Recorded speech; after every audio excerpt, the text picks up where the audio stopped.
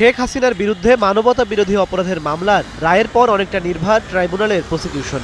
রায় প্রদানকারী বিচারকের প্যানেলও এদিন এজলাসে বসেননি। যদিও ট্রাইব্যুনাল 2-এ জুলাই শহীদ আবু সাইদ হত্যার 15তম দিনে সাক্ষ্য গ্রহণ অনুষ্ঠিত হয়।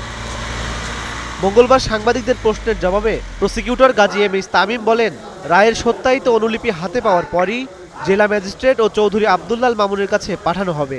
এই রায়ের একটি সার্টিফাইড কপি ট্রাইব্যুনালের প্রসিকিউশন পাবে এবং একটি সার্টিফাইড কপি এই মামলায় যে আসামি উপস্থিত ছিলেন তিনি পাবেন এবং যে আসামিরা পলাতক আছেন তারা যদি 30 দিনের মধ্যে সারেন্ডার করেন অথবা গ্রেফতার হন তাহলে তারাও এই রায়ের একটি সার্টিফাইড কপি পাবেন ফ্রি অফ কস্ট।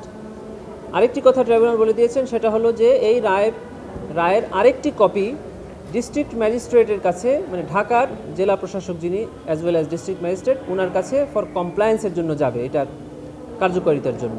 ইন্টারপোলের মাধ্যমে পলাতক আসামিদের দেশে ফেরানোর প্রক্রিয়াও শিগগিরই শুরু হবে বলে আশা করেন এই প্রসিকিউটর। যে দুজন আসামি পলাতক আছে তাদের বিরুদ্ধে একটি গ্রেফতারি পরোয়ানার কপি সহ রেড নোটিশ জারির আবেদন করা আছে আমাদের আগেই।